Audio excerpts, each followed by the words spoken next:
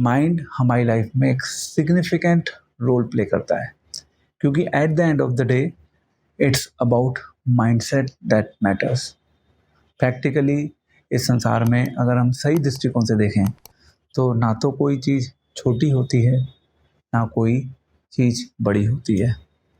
उस चीज़ को देखने का जो हमारा दृष्टिकोण होता है, जो हमारी माइंड की अपब्रिंगिंग के ऊपर डिपेंडेंट होता है, वो सबसे क्रिटिकल रोल प्ले करता है। तो फॉर एग्जांपल, अगर हमारा माइंडसेट स्ट्रांग नहीं है तो हमारे लिए एक छोटी से छोटी चीज़ भी एक पहाड़ के समान लगेगी, और यदि हमारा माइंडसेट स्ट्रांग है तो कोई पहाड़ के समान चीज़ भी हमें छोटी लगेगी। दूसरे शब्दों में हम उसको सरलता से एग्जीक्यूट करने का प्रयास करेंगे। It's all about mindset that matters in life. एक छोटे बच्चे को जब वो कुछ करता है अपने जीवन में, तो लेट्स से उसको अगर चल के वॉक करके एक स्थान से दूसरे स्थान पर जाना है, उसने अभी चलना नहीं सीखा है, वो कोशिश करता है, जिसको हम बेबी स्टेप्स बोलते हैं। थोड़ा सा उसने प्रयास किया, वो थोड़ा सा आगे चला जाता है। उसका माइंडसेट अभी छोटा है, क्योंकि वो छोटा है। उसने छोटा सा स्टेप लिया और उसको लगता है मैंने बहुत बड़ी अपनी लाइफ में अचीवमेंट गेन करी। That's how his mindset is. ऐसे ही हमारी लाइफ में माइंडसेट जो होता है वो हमारे लिए एक इम्पॉर्टेंट रोल प्ले करता है। तो हम अपने इस माइंडसेट के साथ कैसे डील कर सकते हैं, कैसे हम इसको स्ट्रांग बना सकते हैं। भगवत गीता में भगवान इसके ऊपर इंटरेस्टिंग मैसेज हम सभी के लिए देते हैं कि जो माइंड है वो हमारा मित्र भी हो सकता है, वही माइंड हमारा शत्रु भी हो सकता है। ये हमारे हाथ में है, हम कैसे इस माइंड के प्रोग्राम को मैनेज करते हैं। तो अर्जुन ने भी ये प्रश्न भगवान से इसलिए पूछा था कि भाई भगवान, मैं इस संसार में जो हवा है, हवा जो चल रही है, मैं उस हवा को भी अपने वश में कर सकता हूँ, बट माइंड को कंट्रोल करना, माइंड को अपने वश में करना मेरे लिए एक असंभव कार्य है। तो इसका क्या सॉल्यूशन है? तो भगवान ने अर्जुन को सॉल्यूशन दिया। वो सॉल्यूशन हम सभी के लिए रेलेवेंट है। हमें उस सॉल्यूशन के ऊपर विचार करना चाहिए। क्या है सॉल्यूशन? 2 शब्दों में वो सॉल्यूशन भगवान ने दिया। भगवान ने कहा, नो डाउट अर्जुन, जो आप कह रहे हो बिल्कुल सही कह रहे हो। It's very difficult to control mind, but 2 चीज़ें हैं जिसके थ्रू आप अपने माइंड को कंट्रोल कर सकते हो। तो क्या है वो? अभ्यासेन तु कौन्तेय वैराग्येन च गृह्यते। तो पहली बात करी भगवान ने अभ्यास की। अभ्यास मीन्स सरल शब्दों में प्रैक्टिस, एंड हम सभी जानते हैं कि practice makes a man perfect. हम जब किसी चीज़ को रिपीटेडली करते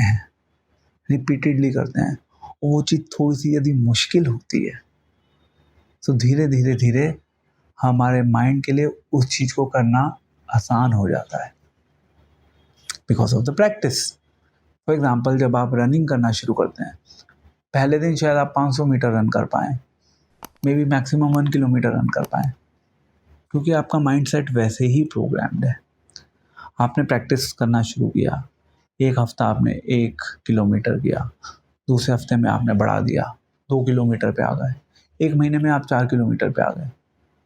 एंड 1 महीने के बाद जब आप 4 किलोमीटर रन करना शुरू करेंगे, आपके माइंड के लिए वो रन करना ईजी हो गया। क्यों? क्योंकि आपने प्रैक्टिस कर ली। आपकी एक्सेप्टेंस का जोन जो है बढ़ गया, आपका दायरा आपने बढ़ा दिया, आपने अपने माइंडसेट को उस तरीके से ट्रेंड कर दिया। So this is all about training. आपने अपने माइंड को इस तरीके से ट्रेंड किया। तो ऐसे हमें अपने माइंड को कुछ ट्रेनिंग देनी होगी, कुछ रेगुलर बेसिस पे कुछ प्रशिक्षण देना होगा। अब वो प्रशिक्षण क्या है, हम कौन से प्रशिक्षण की बात कर रहे हैं, ट्रेनिंग की बात कर रहे हैं, that will discuss separately. But first is training of the mind is most critical and most essential. दूसरा है वैराग्येन च गृह्यते। वैराग्यन का मतलब क्या है? वैराग्य का मतलब अपने जीवन में कुछ ना कुछ तपस्या करना, ऑस्टेरिटी करना। ऑस्टेरिटी करना प्रैक्टिकली इन जनरल लोगों के लिए मुश्किल होता है।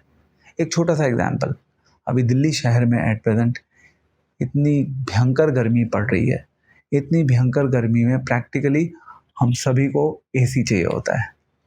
बिना एसी के रहना बहुत मुश्किल होता है। तो ऐसे में क्या करेंगे आप एसी यूज़ करेंगे। तो वैराग्येन, जब आपने लेट्स से एसी को यूज़ करना कम कर दिया तो उसका रिजल्ट क्या होगा? एक तरीके से आपने वैराग्य को अपने जीवन में अपनाया। जब आपने वैराग्य को अपनाया अपने जीवन में, उससे क्या होगा? धीरे धीरे धीरे आपके माइंड को लड़ने की शक्ति मिलेगी। किस चीज़ से? आपका माइंड ऐसी परिस्थिति में कार्य करना शुरू करेगा जो कि इन ए वे कंफर्ट जोन के बाहर है। तो ऐसे छोटे छोटे एक्शंस जब हम अपनी लाइफ में लेते हैं जो हमें कंफर्ट जोन के बाहर लेके जाते हैं, उससे हमारे माइंड की स्टेबिलिटी बढ़ती है, क्योंकि हमने उस चीज़ को नेग्लेक्ट कर दिया, रिजेक्ट कर दिया जो हमारी लाइफ को कंफर्टेबल बना रहा था। जैसे फॉर एग्जांपल अगेन गर्मियों में सबको ठंडा पानी पीना अच्छा लगता है ना? तो ठंडा पानी क्या है? ठंडा पानी पीते हैं तो हमें मज़ा आता है, अच्छा लगता है। अब अच्छा तो लगता है, बट अगर आप थोड़ा सा ध्यान से सोचें तो वो जो ठंडा पानी है वो आपके स्वास्थ्य के लिए हानिकारक है। आपने ठंडा पानी पी लिया क्योंकि गर्मी का टाइम है, इट्स ओके फाइन, बट उसके अपने रिपरकशंस हैं। तो यदि आपने अपने माइंड को इस तरीके से ट्रेन करना शुरू किया कि मैं नॉर्मल पानी पीऊँगा ना, आप धीरे धीरे ट्रेन करेंगे अपने आप को, तो फिर आपके माइंड में एक्सेप्टेंस बढ़ जाएगी उस चीज़ को करने की। आपके लिए नॉर्मल हो जाएगा समय के साथ, आपके लिए नेचुरल हो जाएगा। आपने क्या किया? थोड़ा सा त्याग किया। आपने अपने जीवन में कुछ तपस्या अपनाई। वैराग्येन च गृह्यते। शुरू शुरू में वो तपस्या फोर्सफुल होगी, धीरे धीरे समय के साथ वो तपस्या नेचुरल हो जाएगी। तो इस प्रकार से जब हम प्रैक्टिस करते हैं और इस प्रकार से जब हम वैराग्य को अपने जीवन में अपनाते हैं, वो हमारे माइंड को वो ज़्यादा स्ट्रांग बनाता है। एंड जिसका माइंड जितना ज़्यादा स्ट्रांग होता है उसका माइंड उतना उसके वश में होता है।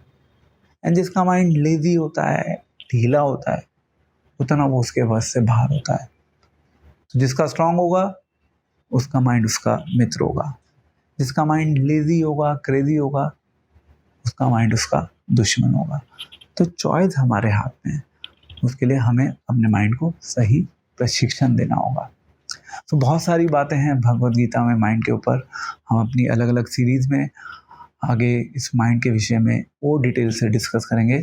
जब तक आप हमारे इस चैनल पर बने रहिए, जुड़े रहिए, और यदि आपका कोई क्वेश्चन हो तो आप शेयर कर सकते हैं, पूछ सकते हैं।